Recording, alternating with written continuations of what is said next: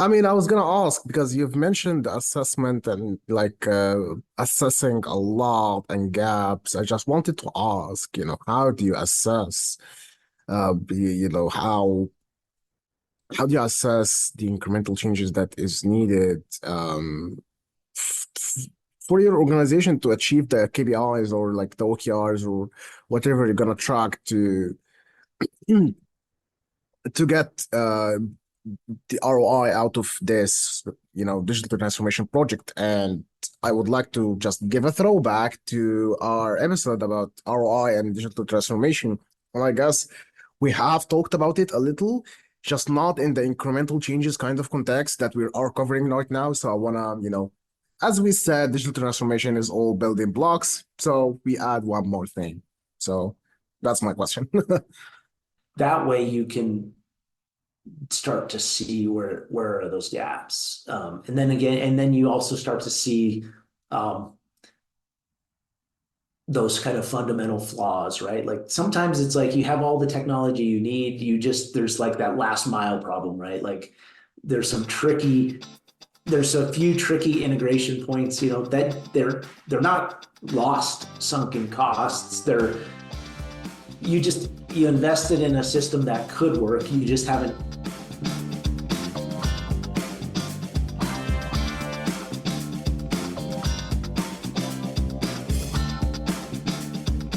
Get ready to deep dive into the world of digital transformation, where we explore the latest trends, innovations, and challenges shaking up industries. Join us as we decode the secrets behind successful digital strategies and hear from experts who are at the forefront of disrupting the status quo. In each episode, we'll unravel the mysteries of the digital realm and uncover the hidden opportunities that lie within. From artificial intelligence to blockchain, from automation to cybersecurity, we'll leave no digital stone unturned. But hold on tight, because this podcast isn't your average tech talk. We're injecting a hefty dose of wit and humor into every episode, making learning about digital transformation an absolute blast. So if you're ready to embrace the digital revolution with a smile on your face, tune in to the Digital Disruption Podcast and get ready to be entertained, informed, and inspired. Don't miss out on the fun. Subscribe now and join us on this wild digital journey.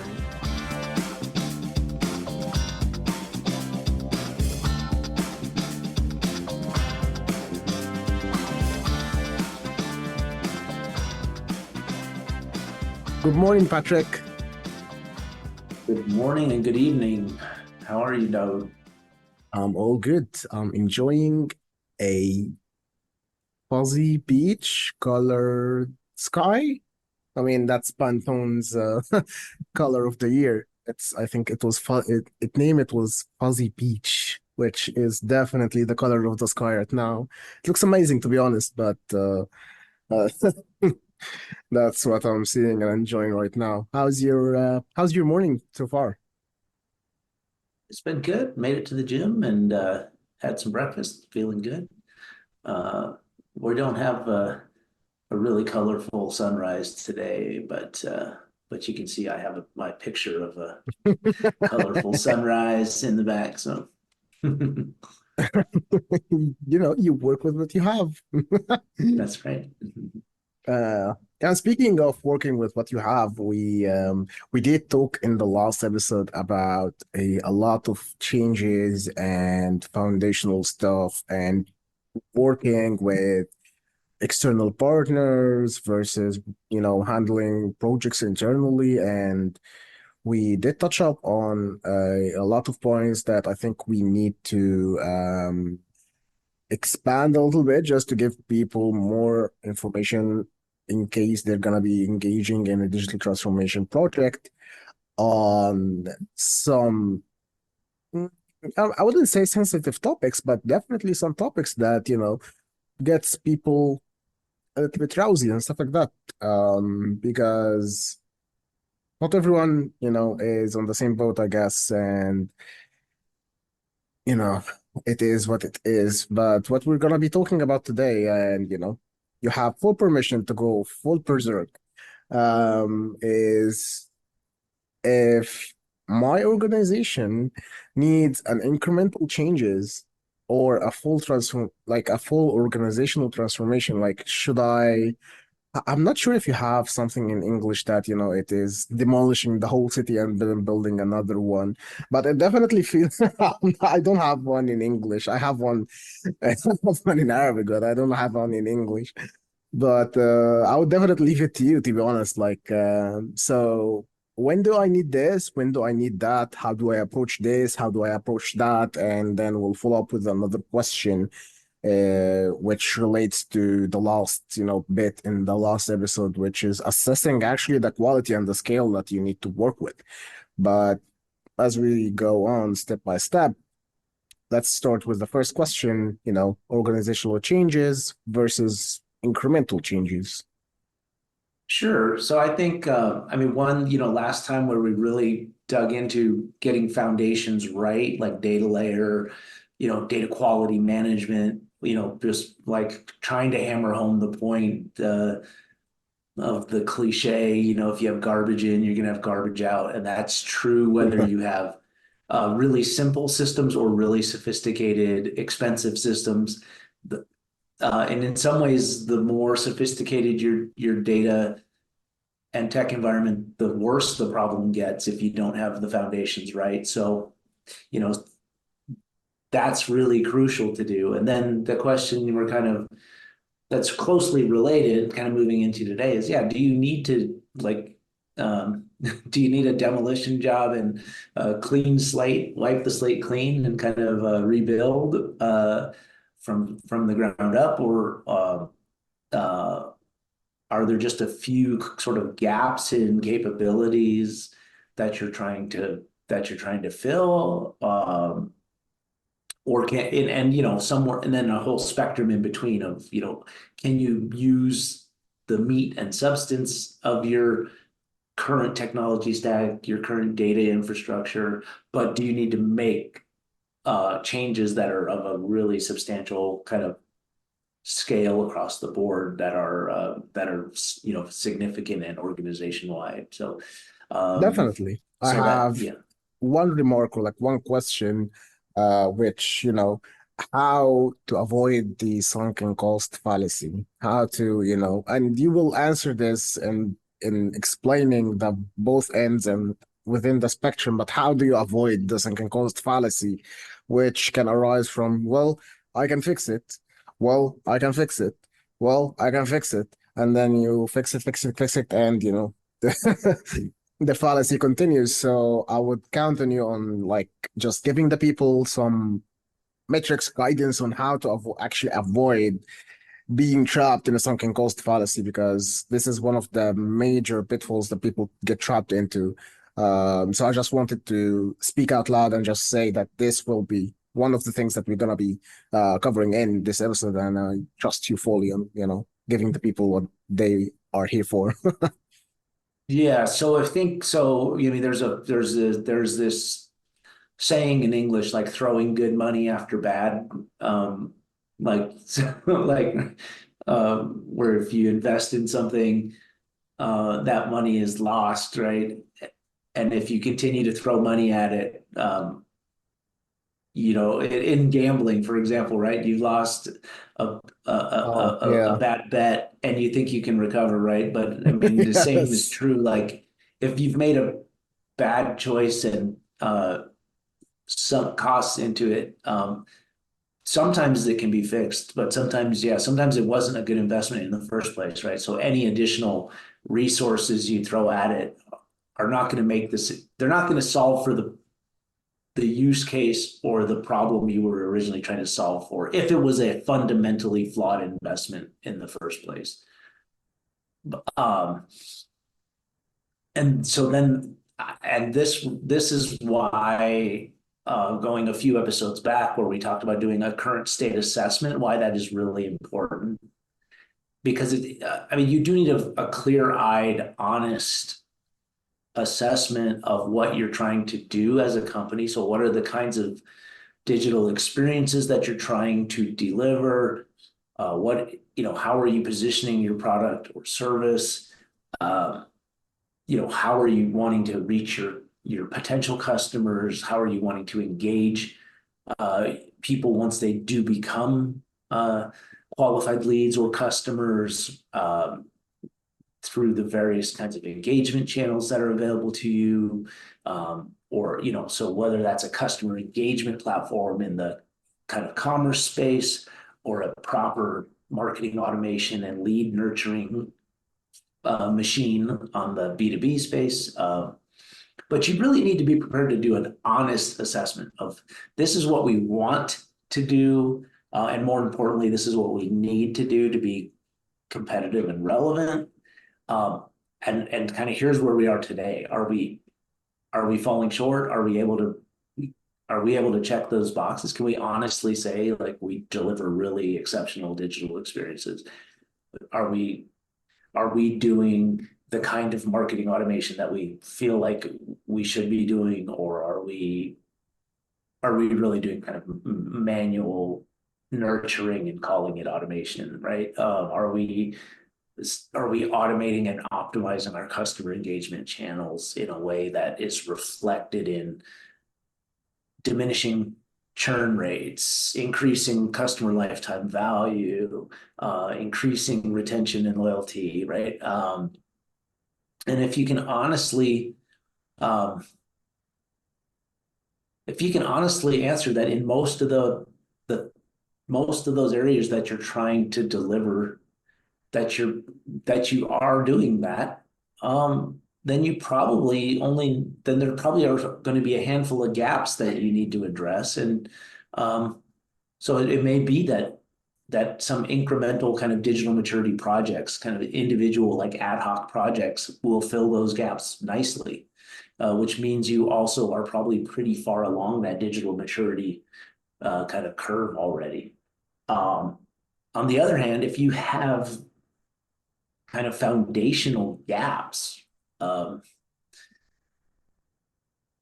or a significant number of gaps across those different areas that you've identified as objectives, then we probably are talking about organization level change, truly a transformation type of a situation, right? So if you have foundational data integration or data infrastructure problems, so if you can't properly collect first-party data and utilize it for measurement purposes or media activation purposes, you're probably in need of some transformation, right? If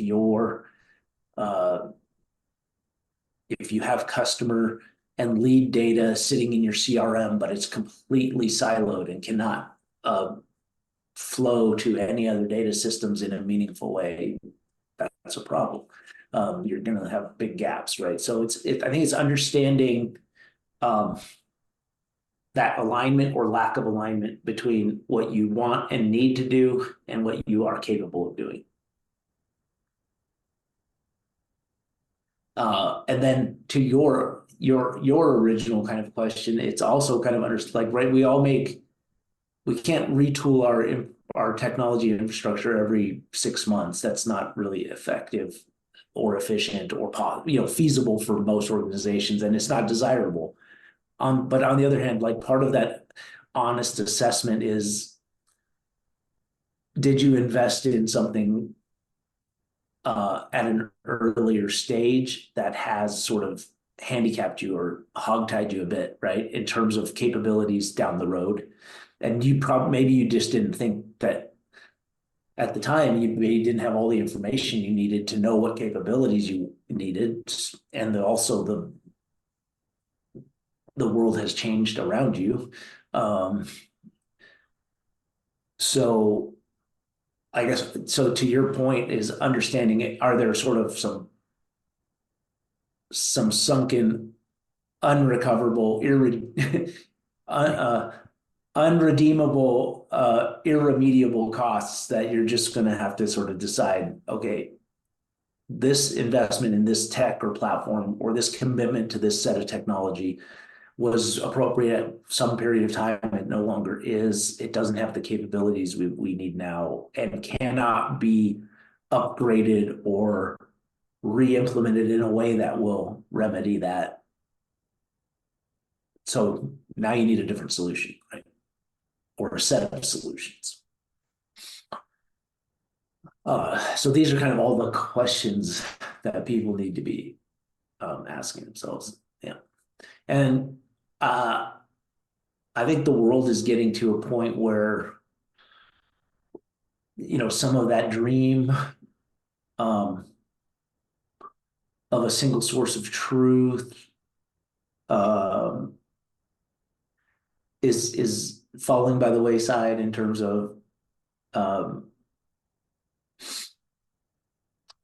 having the capability to centralize everything, in such a way that, for example, nobody's going to get all of their paid media insights out of Google Analytics 4, for example, for the simple reason, or for a number of reasons, but one major reason is there's no impression and view data in Google Analytics 4.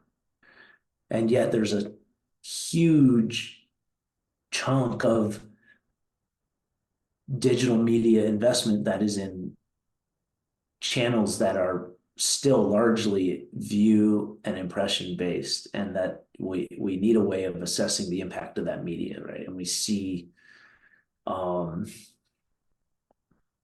so that's why we see, even Google pushing their large advertisers toward data science based approaches to analyzing media impact, right? Looking at media mix modeling, other, aggregate statistical, data science based approaches to assessing media performance, right? So there's no real way to get away from needing to change our technology and data infrastructure. It just kind of comes down to,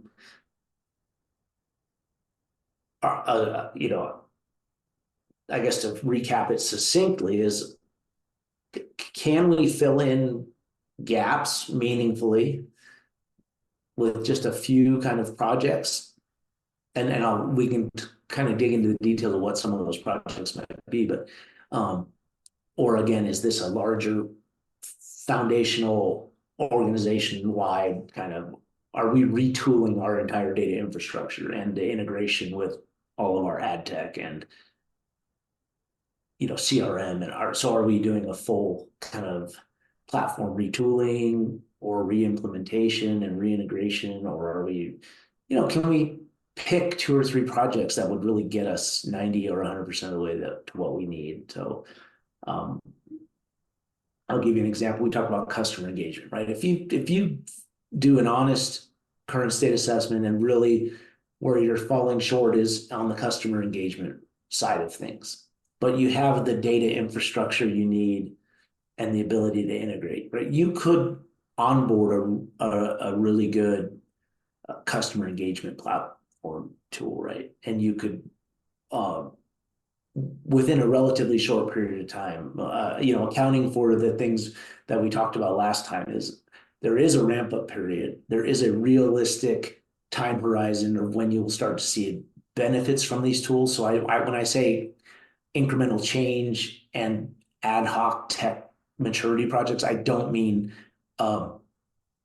pay for a product and 2 weeks from now you're seeing amazing returns and you've transformed your business. No, I just mean you don't need to invest in an entire organization-wide change, right? So if you're onboarding a customer engagement tool, you still need to plan for those same kind of runways and ramp up periods that you would for larger projects.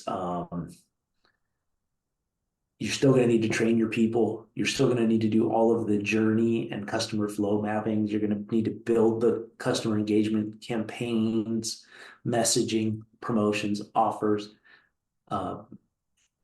Actually build those flows in the platform, integrate your SMS, your email, push notifications, etc. Some platforms like Airship, they'll do they can even push messaging out to like IoT type connected devices. I'm not saying that would be appropriate for everybody to do, but the capabilities of doing customer engagement messaging are much broader than they ever have been. And then the idea that you can streamline and optimize those channels based on how people respond, what preferences they've indicated. The best e-commerce sites are already obviously doing good customer engagement. This isn't something new, but there are plenty of organizations still playing catch up in that arena. So again, so if that was the only significant gap in your digital maturity, you could relatively efficiently and quickly bridge that gap and make a big impact on your business. A well executed customer engagement program compared to a poorly executed or non-existent customer engagement, it's going to make a big difference. You're focusing on your existing customers, which is always more effective than acquiring new customers, assuming you have a product or service worth buying. And so you're going to be, by optimizing those channels, delivering better messaging, better promotions, better everything, timing, cadence, message frequency, all of those things, right? Respecting, contact preferences, proper segmentation of different tiers of customers, etc. You're going to improve your customer lifetime value. You are going to start improving, reducing churn rate, improving retention and loyalty. So I would say, if that is a gap, that's a good gap to have, right? Because that is, now you just have this giant lever to pull, and it's a much more bite-sized type of a chunk. I would hesitate to call it low-hanging fruit in the sense, because it is, to do it right, it requires a serious commitment, either working with a really strong partner or bringing the right people, in-house to manage it properly. Again, there is this training and onboarding component that cannot be overemphasized. You either need to hire an expert, or you need to train your people who are already skilled and experienced in other arenas, but they may not have this skill set. You're going to have to take that productivity hit to get them to be experts and to have that skill and experience. And it takes time. It doesn't just take exposure to a certification class or training materials. It takes time to develop that expertise. And so it's unfair if you have a smart employee who you think is a jack of all trades, to think just because they're a smart, competent person that they're going to immediately become an expert in a new tool, managing new channels, right? So there's a case to be made for at least temporarily bringing on outside, freelance or agency with expertise, a partner to help you onboard the tool, do all that journey mapping, the flows, the campaigns, right? There's a reason why most of these leading customer engagement platforms, there's a reason why they have implementation and support partners, right, in the industry. We work very closely with a platform, MoEngage. We help a lot of our clients, get the most out of that platform, get it onboarded properly, implemented properly. So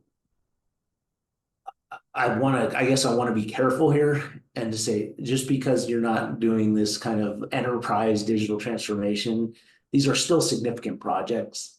They have a life cycle. They have a time frame in which you should expect benefits from them.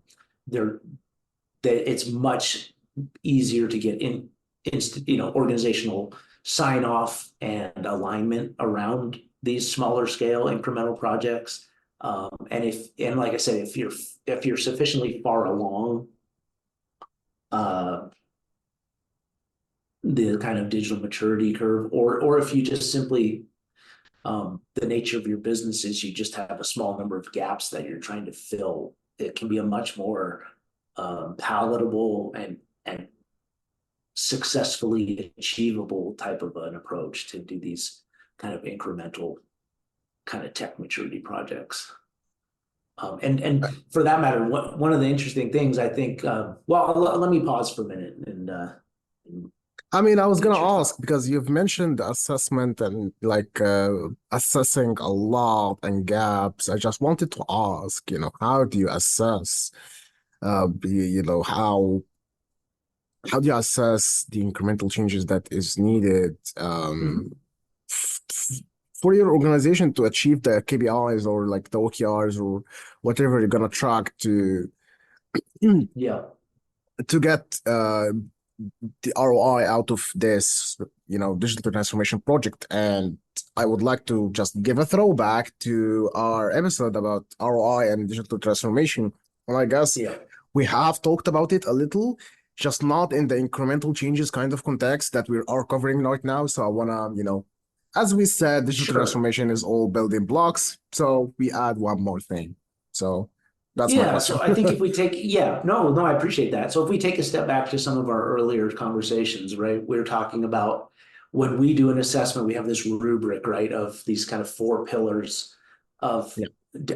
tech, data, processes, and people. So when we do our assessments, those are the dimensions we're looking at, right, and kind of giving a score around. And so it's, again, technology does not equal digital maturity. We've already kind of beat that to death, right? But we're also not naive to the fact that digital maturity does require technology in order. It does enable certain things that are not otherwise possible, right? So you can't really do uh, like embedded AI based customer engagement optimization without a tool that does that. Right? You can't do really sophisticated mobile measurement without a good mobile measurement tool, right? So there are times you do need to add technology to your stack if you don't already have it, or so you need certain capabilities from a technical standpoint that you then apply process and expertise to, right? To get the most out of that technology. So it's that combination, right? So when we help a client do an assessment and give our sort of input on that or do the full assessment for them, we're working with their stakeholders, looking at their data, their infrastructure, all these things, right, and coming up with this kind of baseline of where they're at. The important thing is it needs to be tied to. It can't just be a sort of a generic assessment, which I mean that can be fine for certain purposes, but to be really robust, it has to be tied to an actual like organization's specific business objectives, like down to specific like use cases and scenarios. What are they wanting to do? What do they need to be able to do? Like what kind of target audience, like in their paid media programs, like what kind of audience targeting do you need to be? What kind of media measurement, like down to like nitty gritty, right? Like on the customer engagement front, again, like I said, IoT, you can actually send IoT messages through customer engagement. Does that mean it's appropriate for all companies to do? Probably not. For most companies, it's probably not appropriate to do, right? But that doesn't mean it's not No. for some. So it just comes down to really assessing what are you trying to achieve as a company? What do you need to achieve? Um, what are your competitors doing and not doing in terms of delivering really excellent customer experience? In terms of digital experience, UX design, like are you the only person in your space that's not doing effective like personalizations and recommendations, right? Are you not like in the B2B space, are you not curating and personalizing any of the content delivery to a prospective lead around what they've identified as what they're interested in, right? But all of your competitors are, right? Are you just blasting people with generic messages when your competitors? So that's where having a partner to help with the assessment can sometimes maybe help uncover blind spots that you don't have. Like you think, oh yeah, we're doing fine. We email our prospects, once every week to 2 weeks with nurturing messages, and it's like, oh, but do you tailor those to what that person has told you they're interested in? Oh no, we don't do that. Oh, did you know you can easily do that and automate it? no, we didn't know that, right? So having a partner to bounce things off of can be really useful. But the bottom line is it has to be a very clear-eyed, honest assessment. It has to be tied to your business objectives and business needs and the competitive set that you're in. And it needs to encompass the detail of like specific use cases and scenarios of what you're trying to do in terms of delivering customer engagement, lead nurturing, depending what space you're in, digital experience, customer experience, UX, your capabilities around media activation and media measurement. So that way you can start to see where are those gaps. And then you also start to see those kind of fundamental flaws, right? Like sometimes it's like you have all the technology you need, there's like that last mile problem, right? Like there's a few tricky integration points, that they're not lost sunken costs. You invested in a system that could work. You haven't tied all the tracks together yet, right? Like, so you need to do some additional integration work, or maybe you need to make your data collection more robust, more consistent, right? So, but once you tie those clear business objectives, use case scenarios to your current capabilities, then you start to uncover those gaps and flaws, and that's where you also start to see it's like, oh, hey, we really only have like a very small handful of critical but not insurmountable kind of technical issues we need to do. Or maybe you uncovered, to take it back to our foundational piece, like maybe your data collection practices are just crap. Like maybe you don't have good processes in place, so your data is unreliable, inconsistent. But maybe you have the infrastructure you need, right? Which that's a good thing. That's training, that's adding some discipline and rigor, more collaboration, having a shared set of, a shared measurement framework, data dictionary, consistent data collection, data quality management, right? Not that those are easy, but the investment is in sort of people and processes at that point, and not more technology, right? So to me, it comes down. I don't think there's a magic number. Or if you say, oh, well, you have sort of 5 ad hoc problems you need to solve, or you have 7.5, ad hoc problems you need to solve. Now you need digital transformation. I think it's more of kind of a scale, right? A spectrum. If you have a small number of gaps, a small number of kind of solvable technology, data, process, or people problems, those are then sort of incremental projects are probably the way to go. And just chew them and eat those problems and fix them. If you start getting a larger set of gaps, or also those kind of fundamental foundational problems where you can't fix them by investing further in what you currently are doing, transformation. Interestingly, though, when we create a digital transformation, like a roadmap, a strategic roadmap, and then the guidebook that's like down to the tactical level details, we actually, even if it's a big project with a lot of scope, we still try to break it down into prioritized individual technology, process, people, data projects that are executable, measurable, and easily digestible, right? So you still try to break it, even that bigger kind of a journey, down into more accessible component parts, right? So that's sort of in a nutshell, I guess, our approach.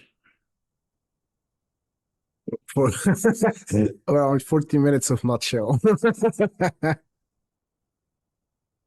It's a very big walnut.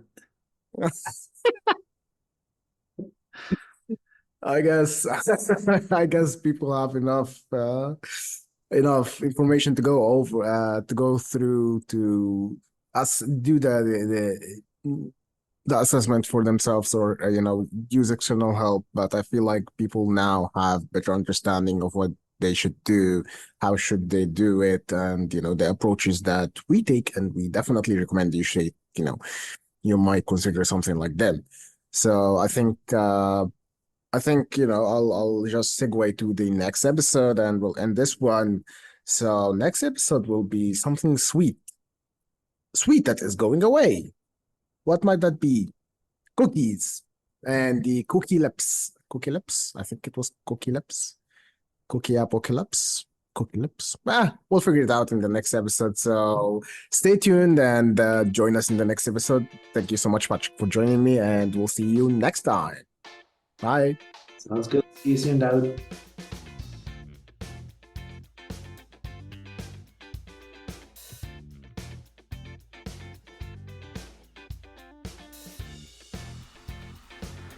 And that's a wrap for this episode of the Digital Disruption Podcast. We hope you enjoyed our deep dive into the world of digital transformation and gained valuable insights to help navigate the ever-changing landscape. If you have any questions, comments, or suggestions for future episodes, we'd love to hear from you. You can reach us on our website, e-CENS.com, or connect with us on social media. Don't forget to subscribe to our podcast and stay tuned for more exciting discussions on the forefront of digital innovation.